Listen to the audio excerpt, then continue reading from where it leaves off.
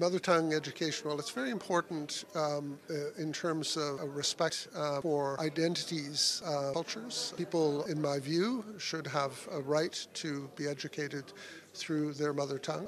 That doesn't prevent the acquisition of other languages, including the official language of the state, but it's very important for children, young people, to be educated in their minority language or to learn the language. They may be of an ethnic group, but because of historical inequities, inequalities, they may not speak or fully speak their community's language, and it's important for them to speak that language as well. And there are rights associated with this in international law.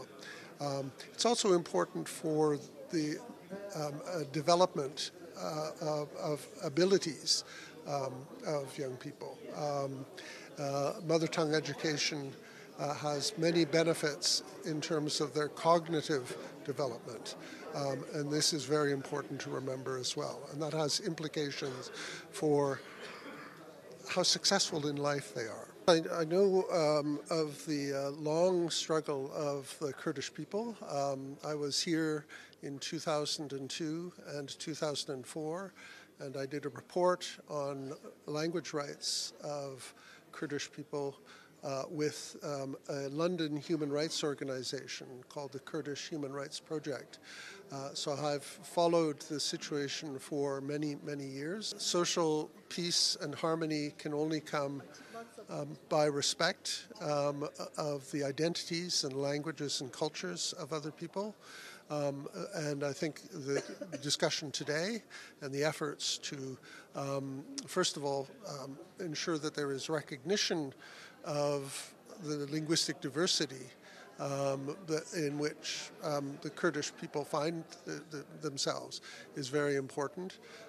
It's very important that there is, through respect through the language, that is manifested by things like mother tongue education, giving the people the opportunity to become literate in their language, for people to learn the language.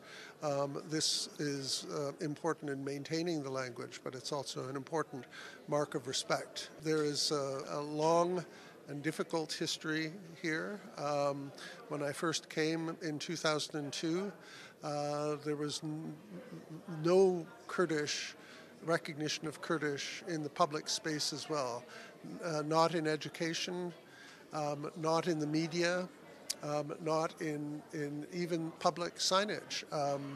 And for me, as a speaker of a minority language from another country, this was very surprising. And I think this is problematic in terms of social harmony. Over time, recognition needs to develop for that sort of long-term peace. There have been other cases where a leader, a popular leader, has been imprisoned. An example is South Africa, where Nelson Mandela was in prison for a long period of time.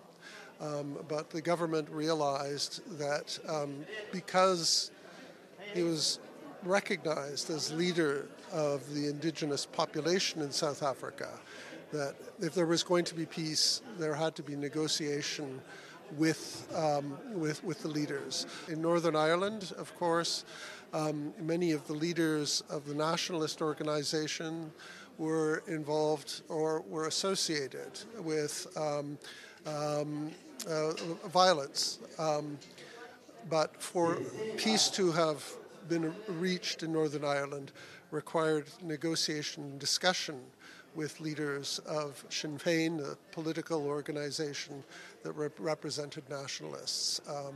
And the state, Britain, in South Africa, they found it difficult to negotiate and discuss and free leaders of the people who they considered were fighting against them, but it was important to have a discussion on that basis. In South Africa, for example, for there to be peace, not only the leader, Mandela, had to be freed so he could negotiate with the government.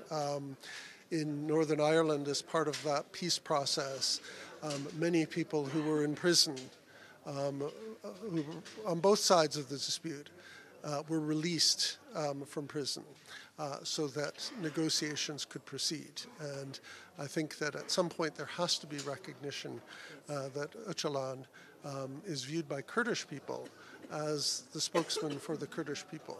And if there's going to be negotiation, there has to be recognition of that fact.